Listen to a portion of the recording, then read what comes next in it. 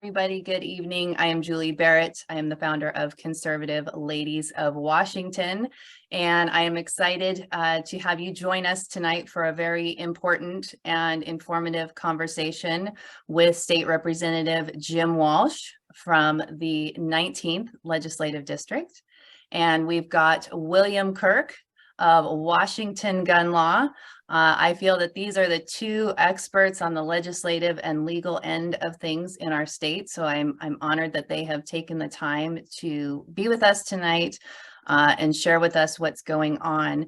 As Conservative Ladies of Washington, we are focused on educating and informing citizens about what's going on in the state and how you can take effective action to create change.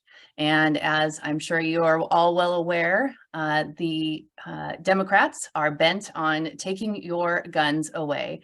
And they have talked about this assault weapons ban that they want to do here in 2023. This is not new. They've been trying this for years. Every year they're chipping away at the Second Amendment rights. And so it's very important that we take action in the session this year. And last year when we did the mag ban, we had a record number of citizens sign in for those hearings. And we are hopeful that we can engage you again this year and that we can stop these unconstitutional bills from becoming law, because once they become law, they're very expensive and much more difficult to fight. And so tonight, you're going to learn about what the laws they're talking about, what the laws they have pre-filed are. They did pre-file 3 different bills today on firearms, and we're going to talk about those. We're just getting those bills, and so Representative Walsh and Bill Kirk have been just looking over those bills and trying to wrap their arms around them. So you're going to get to kind of learn with us tonight. We're going to take your questions. So as we move through the evening, go ahead and enter your questions in the Q&A, and I will be feeding your questions to our speakers tonight. And I want to kick it over to Representative Walsh to tell us about what the Democrats are working on for this session and what we have to look forward to. Good evening, Jim. Good evening, Julie. Good evening, everybody. Good to see you. It's going to be an interesting session that starts on Monday, January 9th in Olympia. There is no doubt that the governor and the state attorney general have carved out some political territory around infringing and impairing on your gun rights in this state. It is heavily political. Their approach is political and emotional. It is not constitutional, and it is not legal or even good public safety policy. It's emotional and it's political. What the governor and the is that they want to focus pretty much on 3 areas. One is a ban on what they call assault weapons, what most of us who know something about firearms call semi-automatic rifles. Now they're going to be a little cagey about some of that, but they like the headline. They like the sound bite of banning assault weapons. Second, the governor in particular wants to create a permit for buying or selling really any firearm. This would be different than a concealed pistol license. This would be a new and different permit to buy or sell any firearm, a state issue permit. And then lastly, they want to focus on creating new and lower and broader liability standards in state law for gun manufacturers and gun dealers. And this is something particularly appealing to the state attorney general, who does a couple of things. He prides himself on being a crusader for consumer protection, but he uses the term consumer protection, which is a good thing for a state attorney general to do. He uses that fig leaf of consumer protection to really go after, in an aggressive and politically charged way, businesses. He likes going after businesses of any sort. The smaller, the better. And this new liability standard for makers and sellers of firearms would allow him essentially a wide brief to go after any gun dealer, any gun manufacturer in the state. So that's it. Those are the three areas. There are a couple of others that they're talking about running some bills on that are gun rights related. There's some talk of expanding or redefining state preemption of local ordinances, local laws. But the real focus are those three: an assault weapon ban, a new permit to buy or sell a firearm, and then this liability standard, which would be open season on any maker or seller of firearms. Now, they are, the governor and the state attorney general cannot themselves file bills, of course. They can't, only a legislator can do that. So what they have done is they have worked through and are working through some of their most loyal subjects in the legislature. And they've gotten these legislators to file the bills on their behalf. The bills are sometimes labeled as a bill requested by the governor or a bill requested by the state attorney general. And that generally means those offices drafted the bill. They wrote the bill. And the loyal legislator is just running it for them. And that's what we have with these situations. And remember, too, we have two chambers in the legislature in Olympia, state Senate and state House. So you're likely to see versions of these bills run in both chambers, both in the state House and the state Senate. So when we're tracking these bills and when we're asking you to get involved and chime in either online or come to Olympia and talk in person, you're going to have to be watching two tracks: the track of the bills coming through the state Senate and the track of the bills coming through the state House. Generally, this is a common practice in any legislation. And generally what will happen is quickly in the session, one version or another of the bill will be determined kind of by consensus to be what they call the vehicle, the version most likely to get through the legislature. We don't know what that'll be yet, and we can talk about that, those kind of legislative and political details as we go forward tonight. But that's the state of play right now in Olympia, and I'll let Bill handle some of the legal and constitutional questions. Well, first of all, Julie, thank you very much for having me. And to all the viewers out there, I want to tell you what a great pleasure it is to be able to speak with Representative Walsh. For those of you who watched last year's bloodbath of a legislative session on our Second Amendment rights, you'll know that really the person who was absolutely duking it out until the final hour and coming up with every possible way to try to stop the train that was running amok down there was Representative Walsh.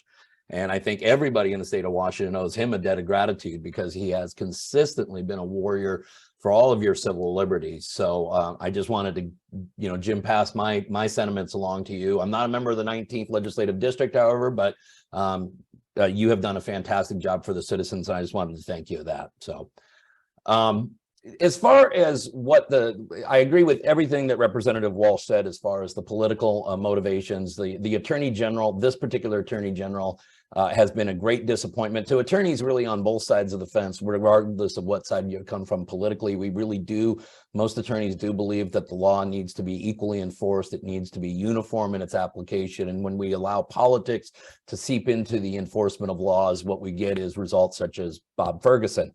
What we are dealing with now, though, I think quite significantly different from last year's legislative session, is that the lay of the constitutional landscape as it relates to restrictive gun control measures has been significantly altered by the United States Supreme Court in a case called New York Pistol and Rifle Association v. Bruin.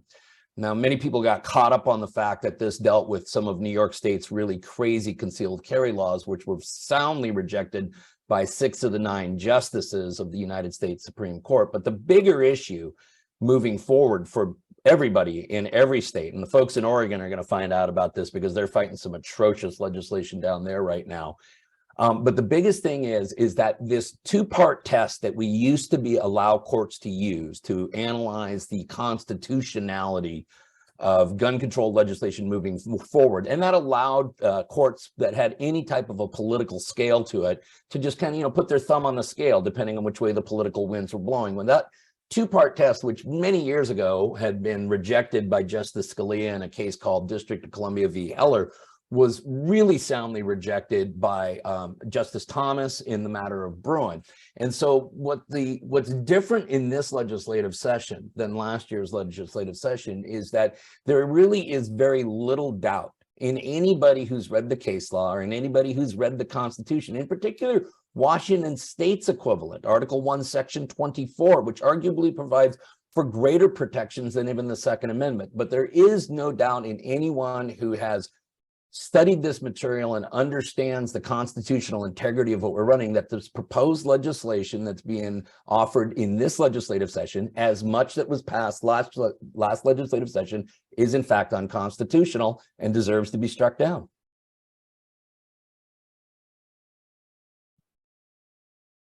Thank goodness for that Bruin decision, Bill. That was a needed boost. It was from the court back in D.C. that these adventurous state level bills that really do infringe on your right to keep and bear arms are no good. Right. And just to kind of break it down in simple English, which is kind of what we try to do at Washington Gun Law, is that this old two-part test was this balancing test. And people would come up to me and ask all the time, how can this law be unconstitutional? How can California do what they're doing? How can New Jersey do what we're doing? And the answer was, well, there was this two-part balancing test. And this two-part balancing test said, hey, we're going to take a look at the infringement on the individual right, but then we're going to weigh that against societal need. And if we believe that society has a greater need than the infringement upon the individual right, hey, it's good. It's going to pass constitutional muster. And, as I mentioned earlier, it was Justice Scalia who we thought had done away with that 14 years ago, but it was not really put to rest. Now the Bruin decision has absolutely put that to rest, that it is not a two-part test. It is a one-part test. And that one-part test is, does the activity that you're restricting, is it covered by the text of the Second Amendment? And if it is per se unconstitutional, and the only way government then can justify it is to come up with some type of historical analog that was acceptable at the time we ratified the Second Amendment that would be akin to what we're doing today. Absent that, the law is to be found unconstitutional. And I like that Clarence Thomas wrote in that decision that the two-step process is one step too many. Right, exactly. He was very clear and almost a little sarcastic in rejecting that setup. There was a lot of resentment built up in Justice Thomas, because after the Heller decision, I think, which was about 2008, all of these federal circuit courts and state Supreme Courts were just thumbing their nose at that decision. And every time it got taken up on a writ of certiorari and it got denied by the Supreme Court, it was Thomas writing a dissent like, what are we doing here? I mean, they're just thumbing their nose at us. When are we going to do something about it? And so it was very poetic that he got to author the majority opinion there. Hey guys, I've got a question in the chat that pertains to this constitutionality that you're talking about right now. Are these laws, are they unconstitutional on the state level and the federal level? Okay. Well, the state constitution defers to the U.S. Constitution and recognizes that the U.S. Constitution is the highest law.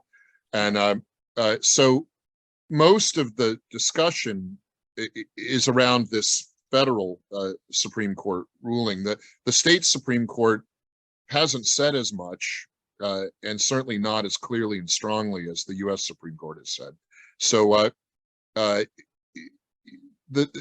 Bill mentioned before, the analog in the state constitution to the Second Amendment in the federal is Article 1, Section 24, and he's right on the mark. Article 1, Section 24 is clearer and stronger about gun rights, the right to keep and bear arms, the right to carry a firearm, as being an individual right, no sort of collective or community right. And it articulates very well that the individual right is what creates a common good, a protection of the state and the communities at large. But it all starts with an individual's right to keep and bear arms. Yeah, Julie, the federal constitution is the floor. It is the bare minimum by which all rights are guaranteed. States, however, can protect their citizens above and beyond the federal constitution. Article 1, Section 7, which is Washington State's equivalent to the Fourth Amendment, absolutely provides greater protection for Washington State citizens against unreasonable searches and seizures. There's only about 120 cases on point that say that. There is great debate, and I think a very good argument, that Article 1, Section 24, because of the language used when they drafted our state constitution, actually provides for greater protection even than the federal counterpart in the Second Amendment, because Jim's right when it says that the right vests in the individual, but it also says that that right cannot be impaired, not just infringed, but actually impaired. And if we're just going to take a plain English reading of it, it's much easier to impair something than it is to infringe. So I've always felt that you could have cases that could be found unconstitutional on a state constitutional ground and yet deemed constitutional on a federal constitutional ground if there is a gap in protections there. But that's not the case here. And Bill's right. But, you know, in this case, Inslee and Ferguson lose on either the state or federal test. So the assault weapon ban, let's talk about that one for a second. We were talking a little bit before the live section started, but I really think that their talk of an assault weapon ban is a bit of a bright shiny object, look over here. I'm not sure it really is what they want most. As viewers will know and remember, the federal government did try a so-called assault weapon ban about 20 odd years ago. For a while, there was such a ban at the federal level.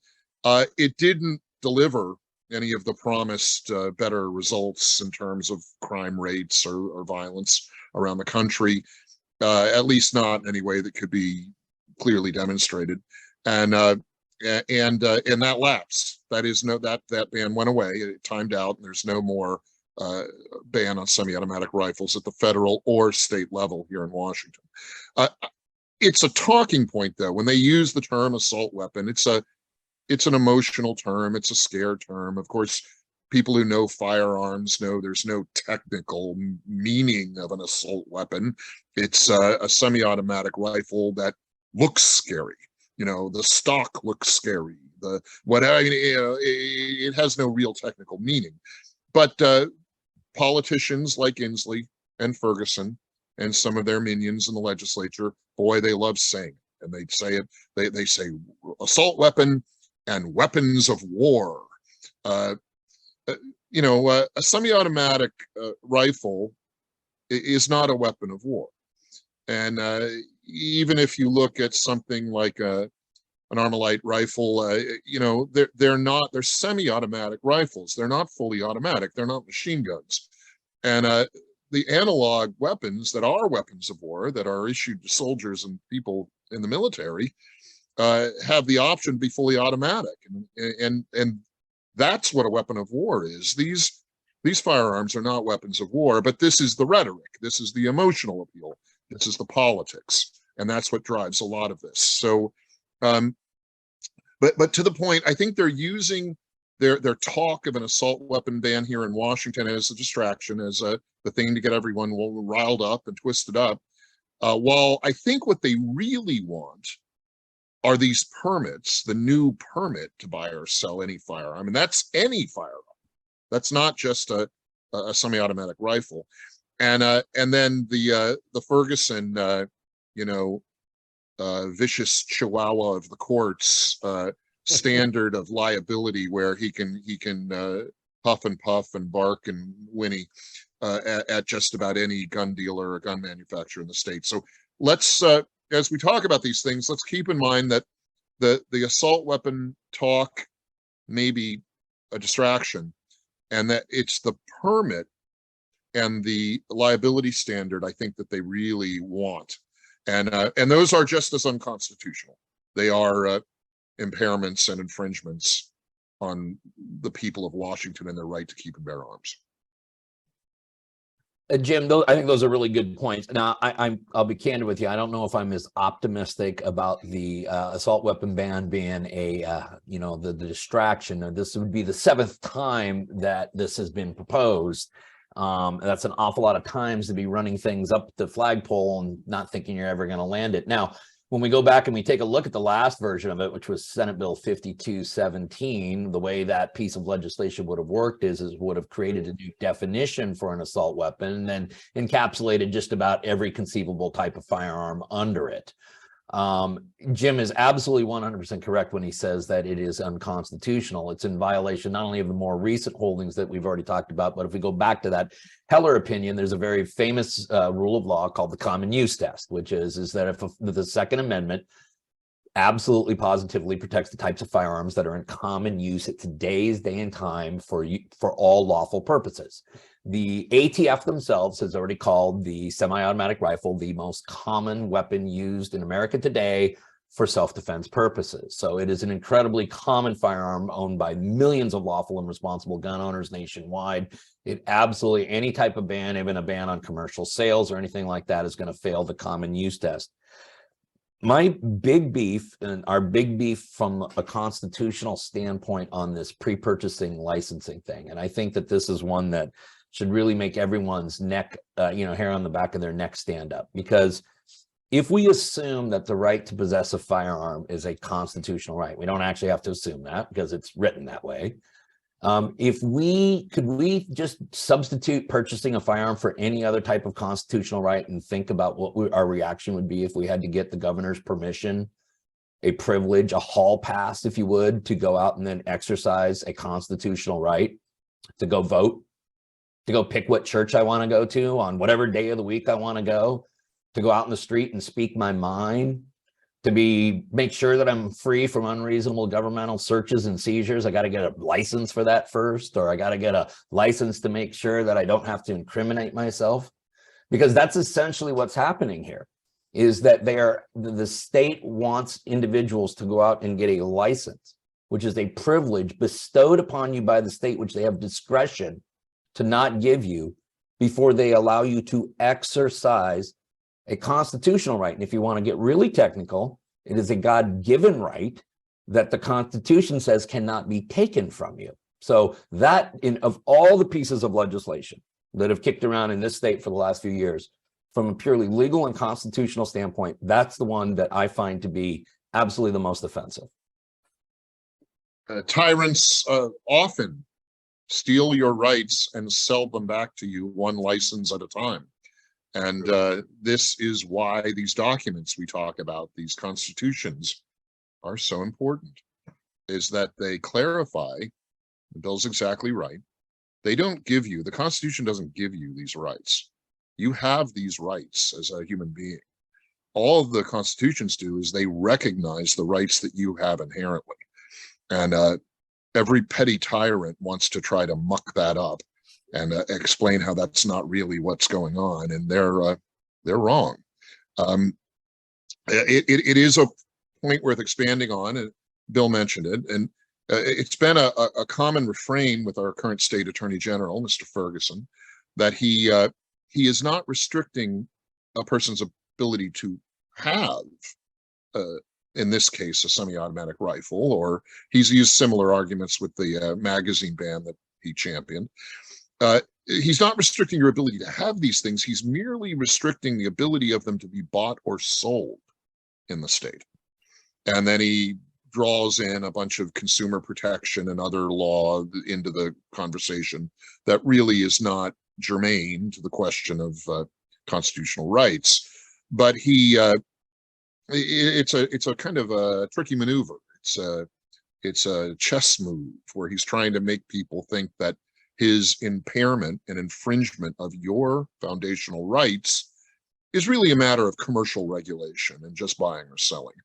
And this is a dirty trick, and it's not right. It doesn't hold up to common sense or certainly to legal scrutiny.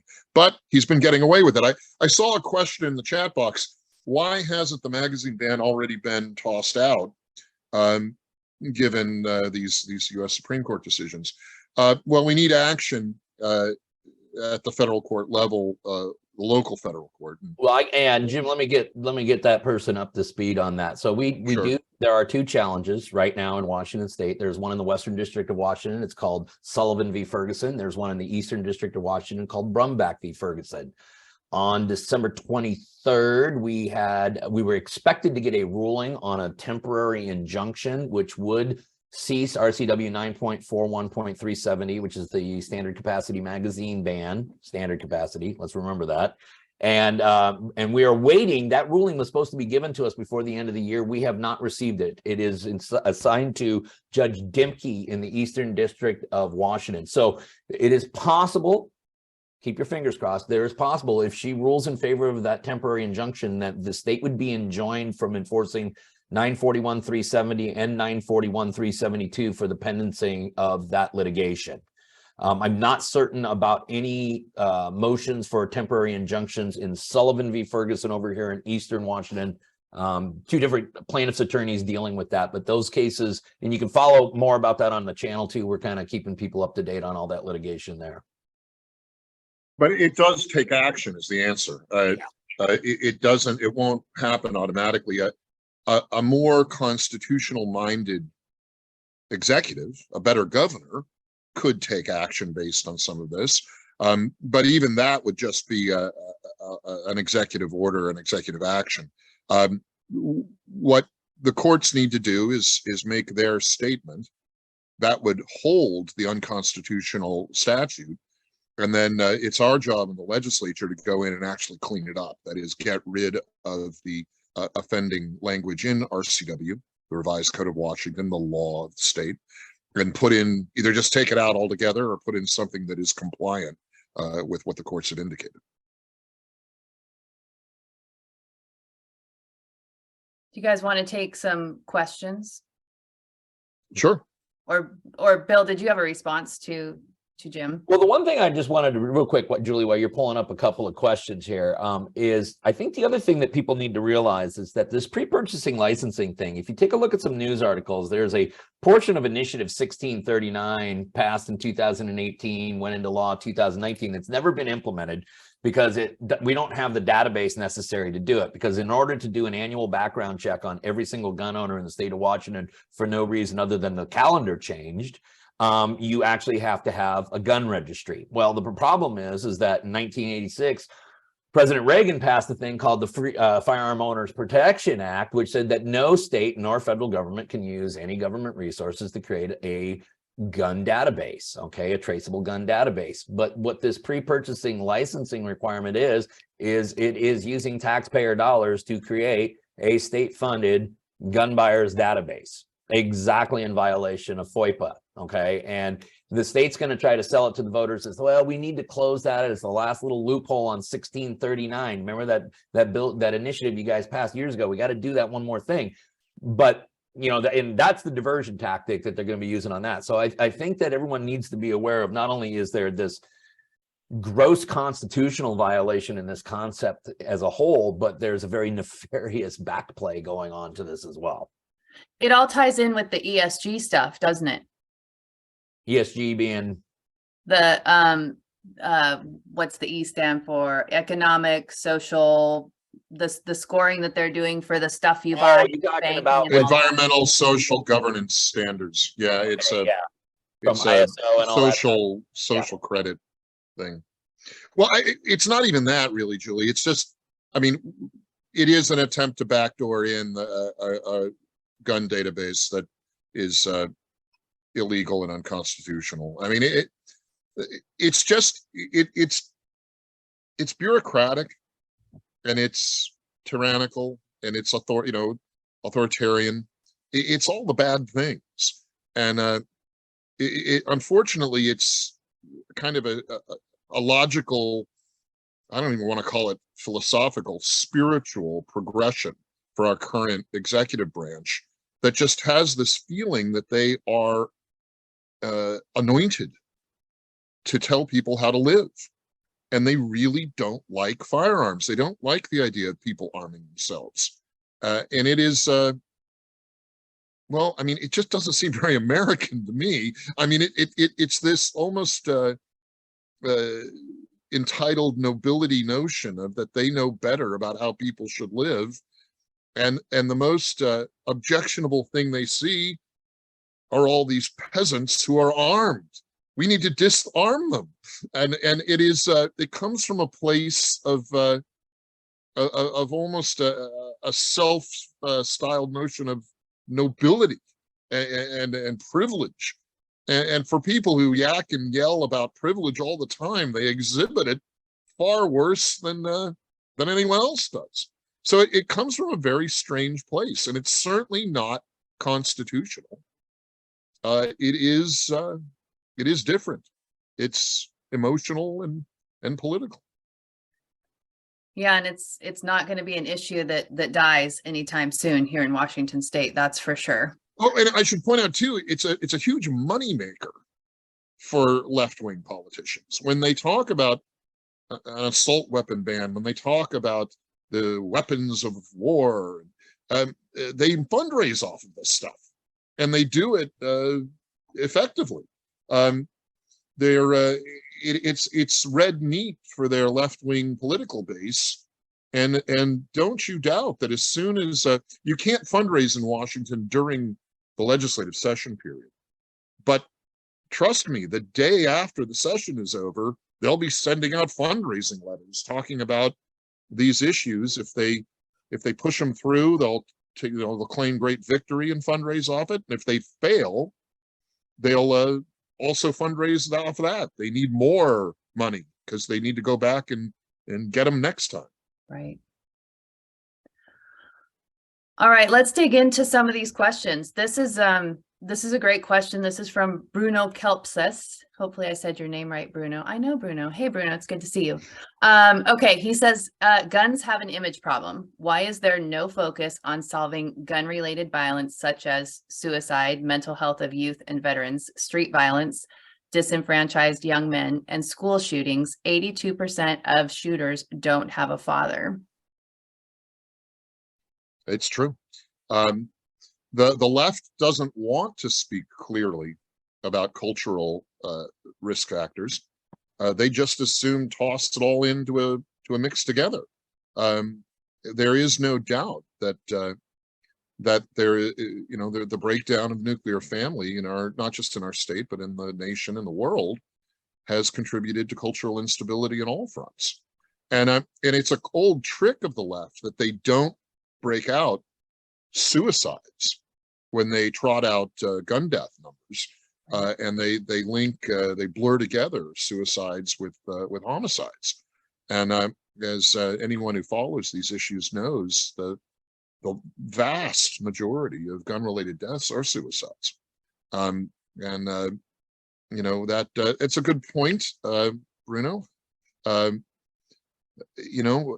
do we fix a cultural image? Well, that's a challenge. I mean, I think we need to remind people that your ability to protect yourself, especially in a time when police forces have been hampered and hard drugs have been decriminalized, and if they're not defunding the police, they're handcuffing them so they can't chase bad guys, is going to increase crime and violent crime. And you need to be able to protect yourself and your home and your family. And also, this is what makes us a republic and not a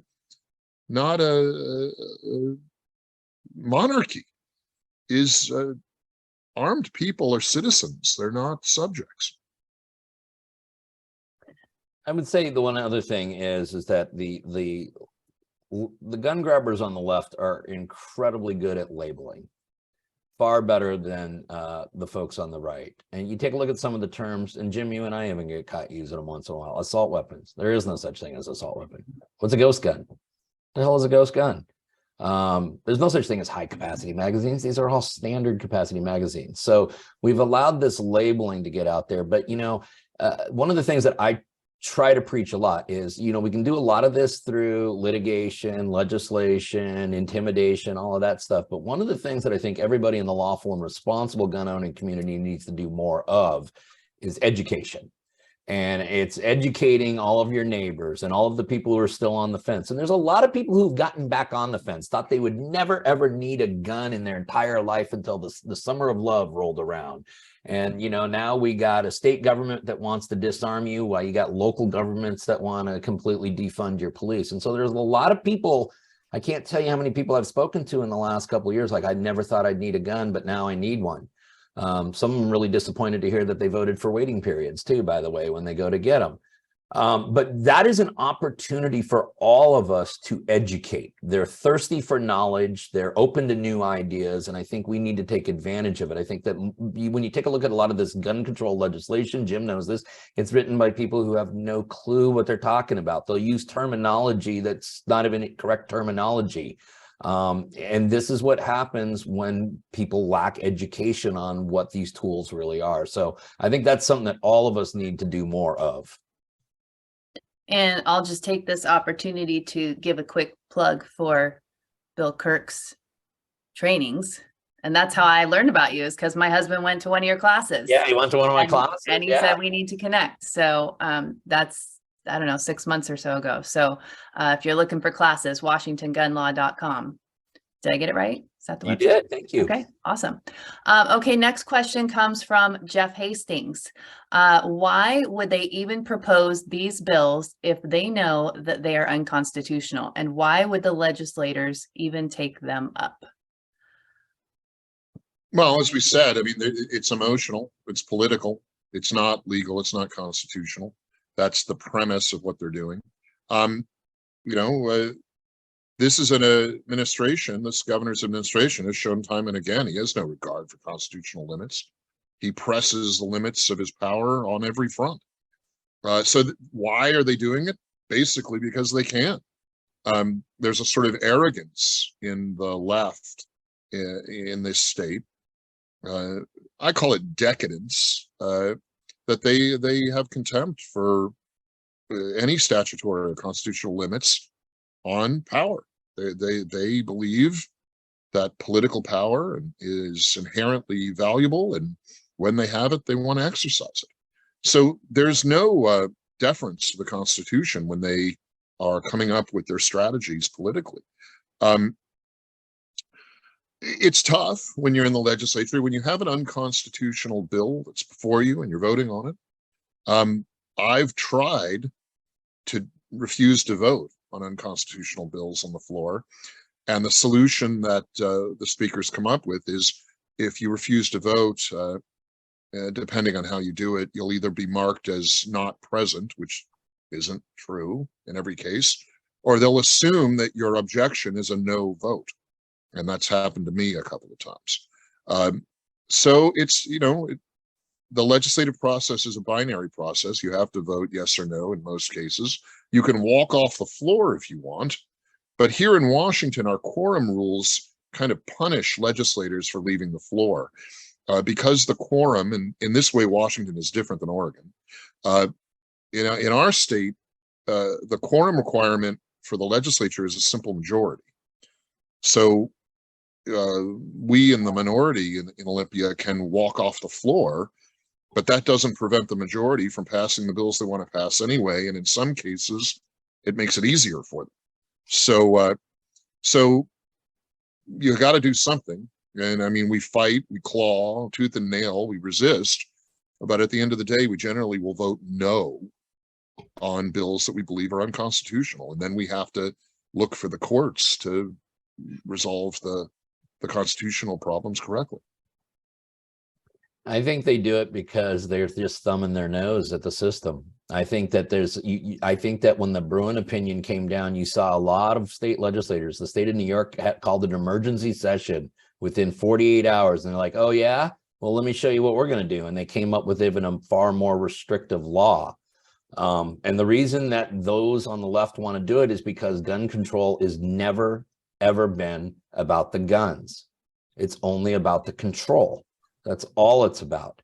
Now, what I think the game plan had been for many years is, hey, we'll just do it and it'll take 2 or 3 years for it to get through the system. In the meantime, we'll inflict our misery on those that we want to inflict it upon.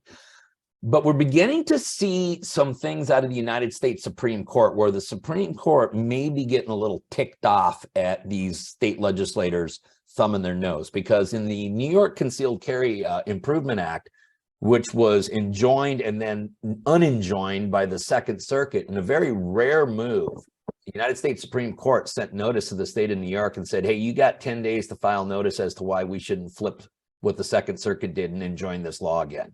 So they were pretty ticked off about that. The other thing is, and this is only geeks in the law will read this, but I was reading the 2022 report on the federal judiciary, and it's authored by Justice John Roberts, the Chief Justice authors it. And it really goes over all the stats and everything, but the Chief Justice always gets to write a preface in there. And he wrote a story, it's a very true story, it's a historical piece about Brown versus the Board of Education, and what a controversial opinion that was, and how many states essentially thumbed their nose at Brown versus the Board of Education, and how many federal and state resources had to go to literally integrate our schools. Now, how do we look back on that? Okay, and what did it teach us? It taught us that the rule of law is supreme. In all instances, the rule of law is supreme. The rule of law comes from our Constitution, it comes from our statutes, and when in doubt, it comes from our Supreme Court. And so the Supreme Court has made the rule of law, and I find it very odd that a party that spent 2 or 3 years screaming about the rule of law, the rule of law, the rule of law on everything suddenly doesn't want to follow the rule of law when they don't like it as it's announced by the United States Supreme Court. They are not principle driven. They're situational and to their core. And this is, it gives them certain tactical advantages in the day-to-day political push and pull, but in the long run, I believe it bankrupts their beliefs and their power base that they value so much. And there is no doubt, Bill, that you're right. I mean, gun control has always been about control, not guns, and we have currently in this state an executive branch that's still kind of drunk on power from the COVID episodes. Yeah, but they won the Super Bowl. Yeah. And but they thought they won, and then it went into overtime, and things turned very ugly. Right. We've had dominating political control in one party in this state for almost 2 generations, and they become kind of inbred. They become kind of weak in the majority. Because they're so accustomed to having political power and not having to really build true consensus. And despite the talk of bipartisan solutions, they don't really look for bipartisan solutions. So, this can't go on. What is the old saying, that which cannot go on forever will not go on forever? This cannot go on forever. And I think that on the gun rights front, the Bruen decision is a great help. I wish we had analogous decisions in other fronts in public policy. But I think that gun rights will be a valuable front for us in public policy generally, because these efforts are so decadent. They are so wrong on their face that I think it's going to be a bright line where even people who are not conservatives, who are just interested in a republic and in a functional government, are going to say this is too much, this is too far, this is, as you've said several times, Bill, it's thumbing your nose at the foundational documents of this state and this nation. Can't do it. I have a question from Jamie Peterson that kind of goes along with what we're talking about right here, but she's asking if they, being Inslee and Ferguson, are successful, does this immediately go to the courts to determine constitutionality? And Jamie, that's a great question. I will tell you that what typically happens in this situation is, as these bills are getting assigned a number and we're beginning to see the text, there will be attorneys that will start preparing in their mind, what's going to happen if this becomes legislation? What is the challenges to all of this?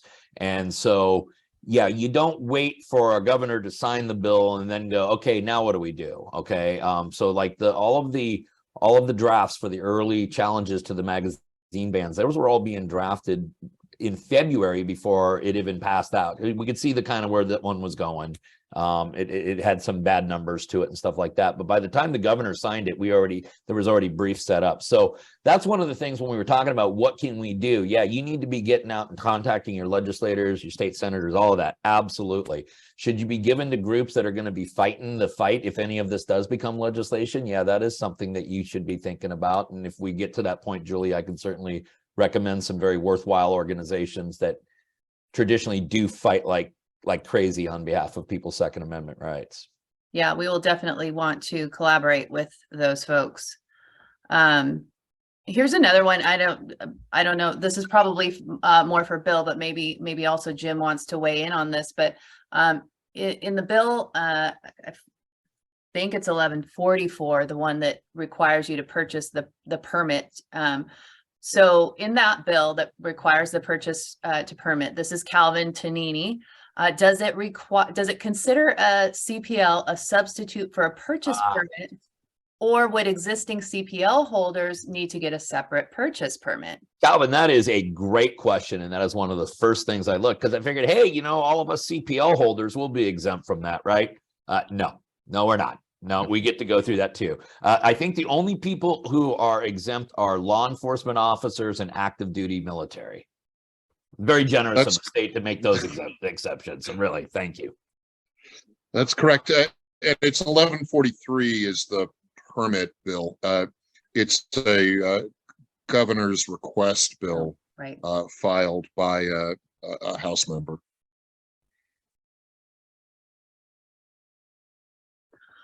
All right.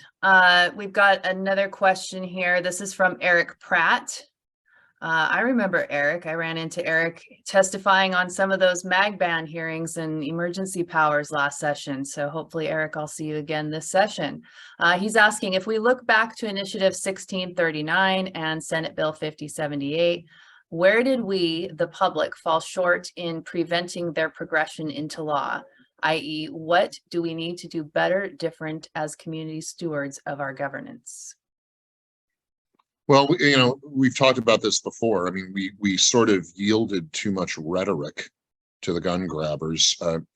If you'll remember, 1639, an awful, horrible piece of legislation done by initiative, was framed as a school safety measure and not challenged effectively in the court of public opinion in that way. It was preposterous that this poorly cobbled together multi-subject initiative was successfully framed as a school safety measure. Very little to do with school safety. Bill mentioned that. I've talked about it before. We lose that framing battle in public opinion. What can we do going forward with 1639? Well, we can repeal it now with a more easy, more reachable standard in the legislature. Unfortunately, the current makeup of the legislature isn't inclined to do that. There are parts of it that are still being challenged in the courts, and we may get some satisfaction there to peel away parts of it, especially in the wake of this Bruin decision out of New York. But we have to go upstream. We have to reframe these issues so that they're certainly not about hunting. And I believe that talking about self-defense is a good place to start, but it may even be that we need to go farther upstream than self-defense and talk about the difference between a republic, a true republic, and some sort of dictatorial mess of a place. And a key element of a republic and of a free people are the ability to defend yourself and arm yourself. And it's as fundamental, and this gets to some of what Clarence Thomas said in that Bruin decision. It's not a second-class right to defend yourself and arm yourself. It's a foundational right as essential as the freedom of speech or freedom of conscience. I find the initiative process to be the greatest exercise of misleading information ever. I think that if ever there's a very complicated piece of legislation that can be wrapped up into 2 or 3 word soundbite, then you're probably misleading the public, and that's what's happened. And it's not just on the gun legislation either. I mean, there's initiative after initiatives that have been just terrible pieces of legislation that got the quick little soundbite, and so it comes down to educating. You having the knowledge yourself and being able to impart that knowledge on others. Jim, one of the questions that we're getting asked, this is by Deborah Blodgett. She's asking if there are enough moderate Democrats in the legislature that will vote no against these unconstitutional bills, or will they go lockstep partisan and vote to pass these? Well, I mean, that's a great question, Debbie. If you rarely see those moderate Democrats voting no on the floor, what happens is those votes are whipped and counted in advance of a bill getting to the floor of the House for any kind of vote. And so what happens is, if it looks like they will peel off and vote no with us, then the bill just doesn't get to the floor for the vote. I've been in the legislature for going on 8 years. This is my 4th term. One time have I seen a bill get to the floor where it looked like they were losing votes. The majority was losing votes on it, and they didn't even put it to a vote. When that happened, the speaker pulled the bill from the floor during the debate so that there would be no vote, because there was just a risk that it was going to fail. So your hope comes in being able to peel enough of them away, the moderates, the reasonable ones, or even if they're not moderates, they may be politically left, but they respect the Constitution. We lost an interesting member. She didn't run again, who is a very left-wing member of the legislature, but believes strongly that gun restrictions, gun control bills were racist, which there is some history in our country of them being, by the way. She believed that they were designed to disarm particularly minority communities, and didn't like them for that reason, and occasionally went with us against some of these gun control bills. So in that case, she was by no measure a conservative. She was not even a moderate. She was a liberal legislator, but didn't like gun control. So we find enough of those. We get them to question some of these bad bills, and then you don't get the satisfaction of failure on the floor. What happens is the bill just stays in the Rules Committee, which is the last gatekeeper before a bill gets to the floor of the legislature for a vote, and it dies in the Rules Committee. And when you're in the minority, that's the kind of win you have to try to engineer. I think we may be able to engineer a couple of those with some of these bills. I don't want to talk about it too much more, because I don't want anybody to know exactly what we're going to do. But I think, taking a long way around the block to answer your question, I think we will try to peel off a few of their members and see if we can make it close enough that the speaker doesn't want to risk losing a vote. To add on to that, I guess I would ask you, Jim, what if we can influence some of these more moderate, squishy Democrats, does that is there some value in us doing that if we target specific Democrats to message about this and call and email? Do you think that would be helpful? Short answer, yes. But again, I don't know how many moderate Democrats there are left in the legislature in Washington. So Right. don't make it at the filter. I think when one of these bills comes to a committee hearing, you should contact every member of the committee and find a way to say, look, legislator, look, House member, representative, senator, even if you consider yourself a progressive, this is breaking down constitutional protections that are essential to a good progressive order. Don't do this, or you're going to unleash undemocratic powers that are going to hurt everybody. Julie, one of the things that we're seeing as some of these state legislators are kind of tightening up their grip more and more on the lawful responsible gun community, and things are kind of oozing out from the fingers there, is we're seeing some pretty liberal groups that are aligning themselves now with pro-Second Amendment. And they're coming from the transgender community. They're coming from the homosexual community. They're coming from minority communities. And their whole reasoning is, hey, listen, we are communities that are subjected to violence. We are communities that are routinely victimized. And in the Puget Sound region, there's nobody here to come. If you call 911, no one's going to come help you. There's no one here to do that anymore. So these communities in many ways are the most in need of the ability to protect themselves. And so I think that so frequently, Jim, no disrespect here, but in politics, we so frequently focus on what separates us, and we don't oftentimes focus on what we have in common. And I think there is an ability out there sometimes to build very unique alliances based on common principles that we actually all share. May not agree on the other 98% of our agendas, but there may be 2% where we can really find that common ground. I'm hopeful that it can happen. Oh, it's already happening. I mean, Pink Pistols has been a good ally. They're a group of great group LGBT people who believe in Second Amendment rights, and their tagline is "Armed gays don't get bashed," and there's some truth in that. And they're very effective. These bridges are already being built and being expanded. And I think the more aggressive and arrogant that the gun grabbers get, the more they're going to drive unusual allies together.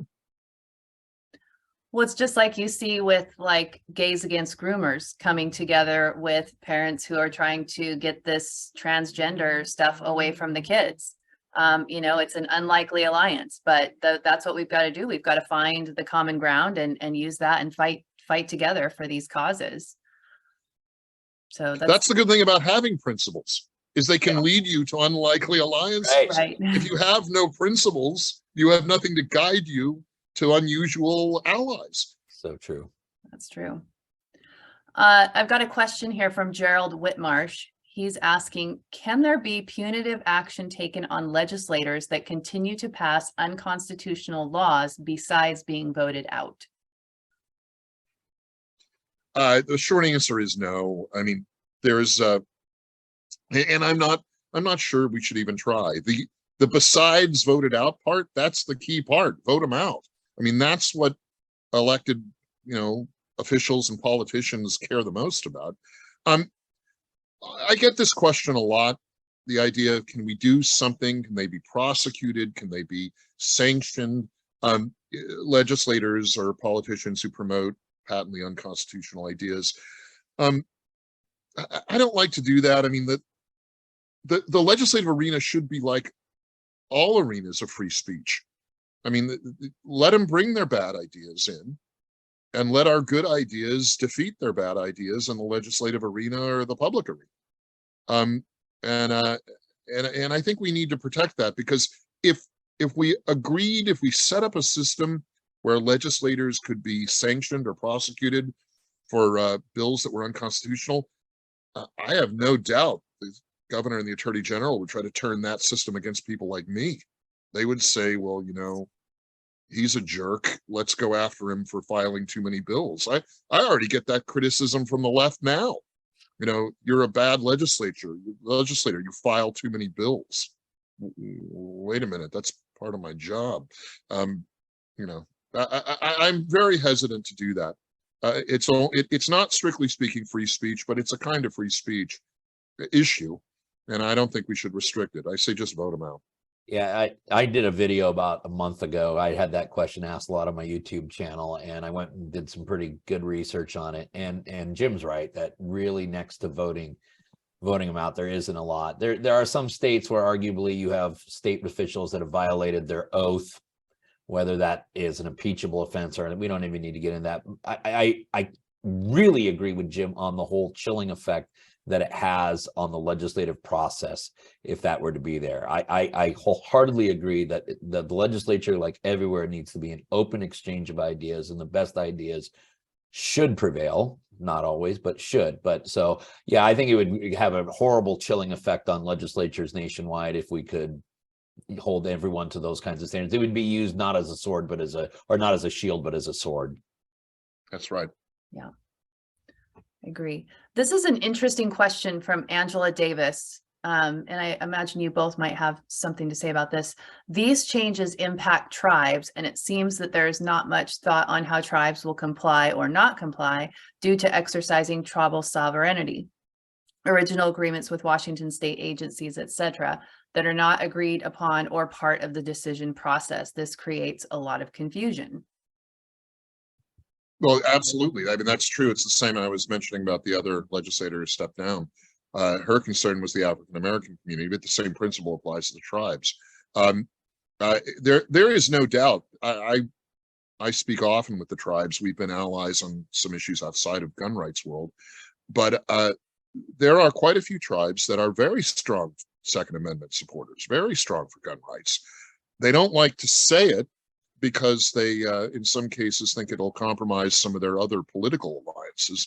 But I have no doubt that the Native and tribal communities in the state, I mean, like any group, they're a mix, but I think there are quite a few strong Second Amendment defenders there. The question of tribal sovereignty, of course, is always an issue. Tribes generally like to consider themselves on a playing field with the federal government and prefer to deal as much as they can with the federal government in what they call a government-to-government basis. They will deal with the state too at that level, and certainly when you see policy around things like gaming, gambling, and things like that deal with the state. But I think that in terms of issues like gun rights, the tribes would consider themselves on par with the federal government more than the state. But again, this speaks well to gun rights because the U.S. Supreme Court has been so much stronger in favor of gun rights than the Washington State Supreme Court. Most tribal people in this state come out of a history and tradition of hunting and fishing. They're sportsmen, they're outdoorsmen, they're people who live off the land and appreciate gun rights from that perspective, and that's fine. I already consider them allies on this issue, so maybe I should have just said that. Bill, did you have anything to add to that? Well, I just think that Native Americans, again, come from a population that has traditionally been marginalized. And I think that those communities need to be most cognizant about the ability to defend themselves. I think that all of our tribal communities are, as they talk about, want to have sovereignty. I think the ability to defend yourself, to exercise the act of self-defense, is the personification of liberty. And it's for that reason I think that anyone in any tribal community should be aligned with guys like Representative Walsh on these issues. It's all about personal freedoms, and that's something certainly that the tribes have been crying for many, many years, and deservedly so. I'm getting a variation of this question a few times from a few different people.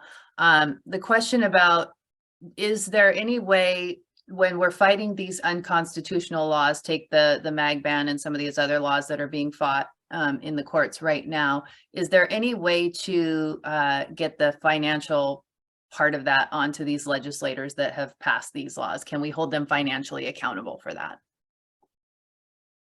It's the same question, Julie.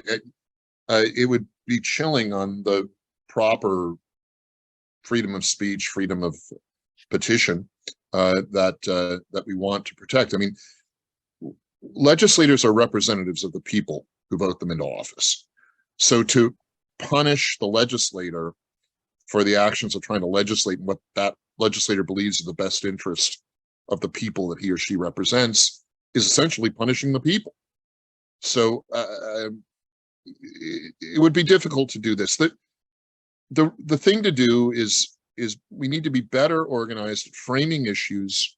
And when you find someone who just egregiously runs bad bills that have no regard for the Constitution or traditions of the state, we got to identify those people and vote them out. It's a political problem, so it calls for a political solution. Mm-hmm.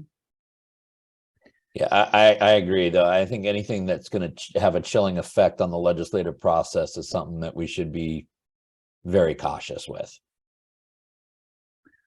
Yeah, I agree with that. And I think, the more that we can raise people's awareness of fighting these bills before they become law, and that's what we're working for, in this legislative session, is really to activate people, get your voice heard now so that we can stop it from becoming law, so that we don't have to spend the millions of dollars to fund these lawsuits. Not to put you out of business, Bill, but I know you got other things you're doing too. No, it is. But no, Julie raises a good point that the easiest way to kill these laws is to do it in Olympia. Because once it gets out of Olympia and it gets on to the rest of us, yeah, it gets very time consuming and very expensive to get rid of these things. And sometimes we're not even successful at doing it. So the time to stop this legislation is before it ever gets to the governor's desk. And the best way to do that is start activating when the bills are still at the committee stage. Yes. There's a great temptation on many political fronts to get active when the bill is coming to the floor of the House or the Senate for a vote. But as I've said, by the time it gets there, the Speaker or the Senate Majority Leader is already pretty confident they've got the votes to pass it. Where you want to be very active and loud is at the committee level. And might want to talk about that for a second. This session, there is going to be a hybrid approach to committee activity, testimonies and other actions. So you can both get on a committee hearing and testify on Zoom, sort of like Bill and I and Julie are talking right now, but also in person. So it's going to be a mix of the two. Nobody's really sure what the details of that mix are going to be. The Speaker has said she's going to leave it to the discretion of each committee chair to decide how much to balance in person with online testimony and other activity. So the chairs will have some discretion in doing that. They may be biased toward in-person testimony just because it's easier to manage, but there will be both. So you will be able to testify by Zoom online, as well as show up in Olympia and show up and sit in the hearing room as well and participate. So we need to do a better and better job. And Julie, I know Conservative Ladies has got a good technology hub now for doing it. We need to do a better and better job of identifying those committee hearings at least a few days in advance so people know to show up and state their opinion. On gun issues particularly, we do a pretty good job of that. We do tend to out testify and out remark the gun grabbers, which means that the committees that deal with the gun issues, and primarily in the House, it's the Judiciary Committee, what they call Civil Rights and Judiciary Committee. In the state Senate, it's the committee they call Law and Justice. Those two committees are basically analogs of each other. And I'm the ranking member in the House on that committee. That means I'm the senior minority party member. The chair is Representative Drew Hansen. Over in the Senate, the chair is similarly named to one of our questioners, Jamie Peterson, and the ranking member over there is Mike Padden in the state Senate. So we are the people who try to basically structure the debates on these issues.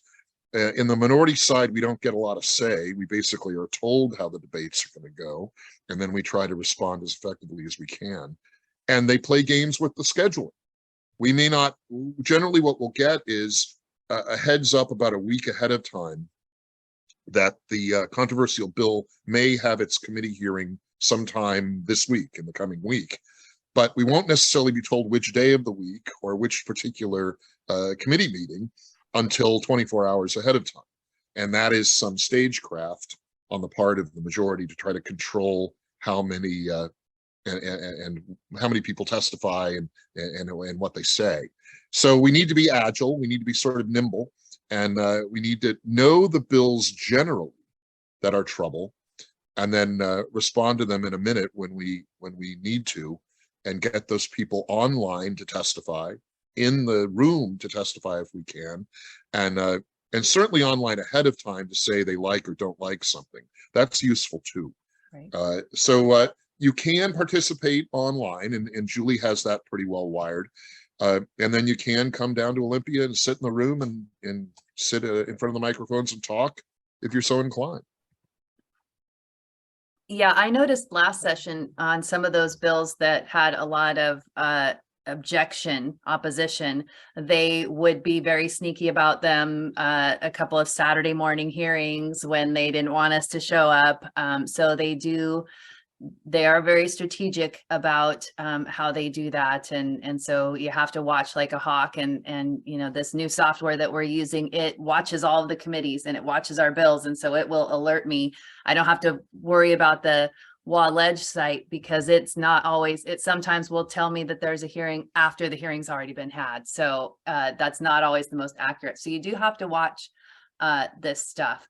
How are you guys doing on time? Do you have time for just a couple of more questions? Sure. I can scroll for a couple more minutes. Yeah. Okay. How about you, Bill? I'm ready. Yeah, let's do this. Sure. Okay.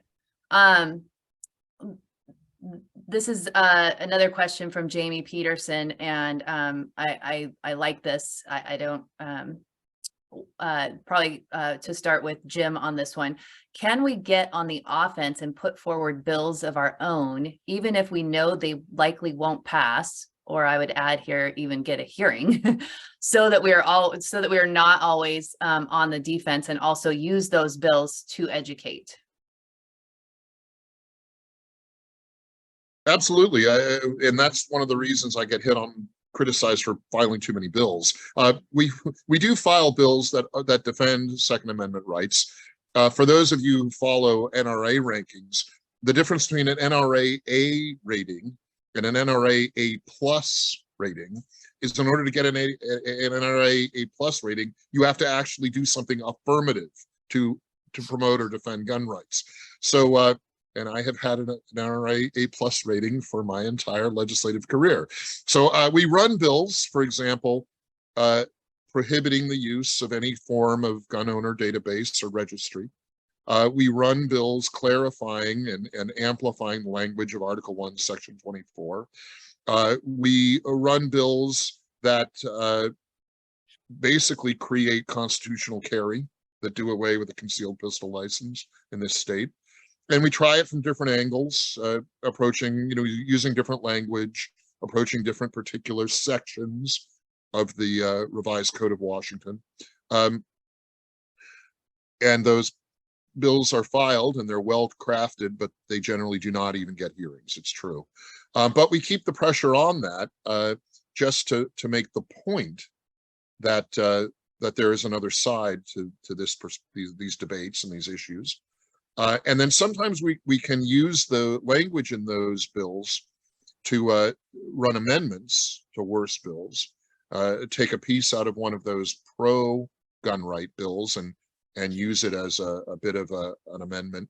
And as people who've been following these debates in Olympia know, we've used the amendment process to slow down and sometimes stop some of the bad anti-gun rights bills. So the source of a lot of our amendments are pro-2A bills that we've filed earlier in the session. So we're already doing this. It is a little bit thankless, though, because a lot of work goes into drafting some of those bills, and they're great. They're great pieces of legislation. They're great kind of intellectual exercises. But with the current governor and the current speaker, they will not let those bills pass. This question kind of goes along with what you were saying and about amendments. So the bills that they've filed, the ones that we're talking about, 1143, 1144, and 1130, does the bill actually call it a weapon of war? And how do we get the terminology to be accurate, or do we even care? And so I'm guessing that would be an amendment. The other thing that is the other language that is in the bill is that assault weapon. Yeah, it doesn't use the weapons of war rhetoric in the legislation. In fact, it doesn't even use assault weapon, or the one version refers to semi-automatic rifles. So they're at least they've pared that down. The problem isn't the language. The problem is the spirit of the bill. I mean, it is at its core an unconstitutional bill. Whether you use scare language or not in it, that's not the problem. The problem is the concept, and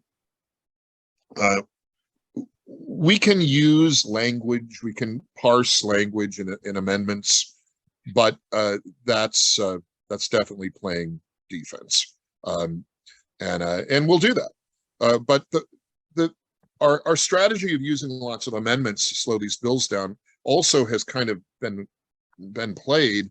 The speaker has discretion in calling our amendments dilatory, which means that they're not serious and they're only meant to delay.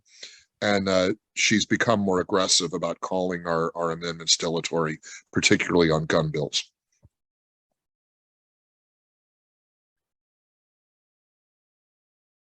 I'm just giving Bill a chance to I was just taking notes. Okay. So it is almost 9 o'clock. I know that both of you have had a long, busy day, and you have been wonderful about taking all these questions and sharing all this knowledge and information. And one of the things that's very important to me is giving people action steps that they can take. And we've given them a lot, but I would like to close with each of you giving folks one thing, one important thing that they can do this session that would make, move the needle even a little bit. All right, Jim, I'll go first. Well, first of all, I've been talking, and for those of you who watch Washington Gun Law, you know that the central component of what we do is educate. And I do believe that that is one of the most critical tools to shifting the tides here in this Second Amendment debate. And so let me give you a little piece of objective data that you can use to educate others. This is not my data. This comes from the United States Department of Justice 2022 statistics. And that is that 88.8%, very easy number to remember, 88.8% of all gun crimes committed in the United States are committed by individuals who are unlawfully possessing the firearm at the time the crime is committed. One would think then that we would write 88.8% of our laws to affect that demographic group, but we don't. We write 100% of our gun laws to affect lawful and responsible gun owners, like the people who live in my community and the people who live in Jim's district. Okay, that is not effective legislation, and that proves that gun control is not about the guns, but only about the control. If you really want to educate, and I get this all the time, I put a video out on my channel and everyone screams at us like, shall not infringe. What the hell's the problem with that? It's so easy. It shall not infringe. Listen, if it were that easy, we wouldn't have a Supreme Court. Okay, it is more complicated than that. And part of the job is to educate yourself about what the rules of law are. What are the common use rule? What does the Bruin opinion mean? What does all of this legislative process, what does it all mean? A lot of people, I talk to folks about the legislative process and they don't even understand that. And if you want to be a lawful and responsible gun owner who can go out and educate people, it's your obligation and duty to go out and learn those things. Now, Jim's going to talk to you about all the things that you can do on the legislative side of things. I hope you never need my side of things, because I'm the kind of guy that, the house is already on fire when you're calling the lawyers, okay? But we are going to likely have some litigation that's going to stem from this year's legislative session, and we have a lot of litigation going on from last year's legislative session. There are a lot of pro-2A organizations who will claim to fight for your rights. There are a few of them that will actually do it. 3 on a national level that I feel very strongly about, and I would encourage any of you to give to them. One is the Firearms Policy Coalition. Firearms Policy Coalition has probably filed lawsuits in every single state in the country. The other one is the Gun Owners of America. The Gun Owners of America are one of the plaintiffs in the magazine bans here. The third one is a national organization, but founded by a very well-known local person, Alan Gottlieb, and that's the Second Amendment Foundation. Second Amendment Foundation has been spearheading litigation all around this country for years. And the final one is the group of young lawyers over in the Tri-Cities area that Governor Inslee got to know a lot during the pandemic, and that's the Silent Majority Foundation. And they're the lead counsel right now on Brumback v. Ferguson, the challenge to the magazine ban in the Eastern District of Washington. You'll notice there is probably a very prominent Second Amendment organization I did not mention, okay? Because I'm a lawyer and I take a look at whose names are on the complaints and whose names are fighting this and who's actually in the trenches getting, fighting the fight and getting their knuckles bloodied. And those four organizations are four organizations that time and time again have done it. They're the equivalent of what Jim Walsh is in the House. He's in there fighting like hell, getting his knuckles bloodied, and that's the type of people that you should be supporting. That's great. Thank you, Bill.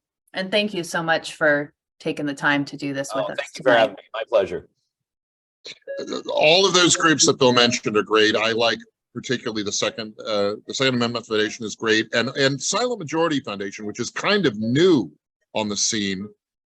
Pete Serrano and the other people there are really top notch. So I agree to support those groups. I'm trying to think of what to say about a thing you can do. I mean, the system that Julie has come up with and the Conservative Ladies of Washington has come up with for tracking bills is great. And that's going to do a lot of the kind of automating the hard work of finding out what's where when. So I'm going to go a little bit broader. Don't give up. Strategically, what the left does and what gun grabbers do is they try to break your spirit. They try to discourage you. They try to make you feel like it's a battle. It's a constant battle. You're always on the defensive. You're going to, give up a little here, give up a little there. Don't give in to that thinking. The founders of this country and this state knew that it was always going to be a battle to stay a republic of free people. It's a very difficult balance. It's a very difficult system to maintain. The battle is your responsibility. It's your duty as a free person and a citizen. It's what separates you from an English subject of the Queen. You're not that. You're a free person. You are your own ruler. And that comes with the duty to fight and fight and fight. So use the tools in front of you. Use the tools that conservative ladies have. Use the tools of social media. Use whatever you can and defend your rights. Because I'll do it for you, and Bill will do it for you in court. And these groups we're talking about, they'll help. But ultimately, only you can defend yourself. And that goes for your property in your person, and it goes for your rights. So don't give up. Be happy and be proud that in this country and in this state, it's up to you. And be bold. Those are great final words, Jim. Thank you so much. And thank you for spending this time with us after a long day. And just want to let everybody know I've dropped the link for our Legislative Action Center in the chat. So head over there. You can sign up for email alerts. It's really a very robust system. We're excited to be using it. You can support the work that we're doing by becoming a member, or you can make a donation. You can do all of that on our website, which is all linked in the chat. And you will all get a follow-up email. I think it may come tomorrow. So if it doesn't come tonight, don't email me unless you don't get it tomorrow. But you are scheduled to receive an email, and that's got more information about Washington gun law and some of Jim's information and more of our links too. So it's got Bill's YouTube channel on there, so you can go watch his videos. I know he already told me that he's got some videos dropping tomorrow about bills that got filed today. So so good stuff there. And I just want to add on to what Jim said about fighting. And I know it's discouraging. There's a lot working against us, but we have to stand up and speak up and make our voices heard. We need to be committed to being a thorn in the side of these leftist Democrats. So I hope you will join us, and thank you all for being with us this evening. And thank you, Jim, and thank you, Bill. I really appreciate you guys. Night, everybody. Good night.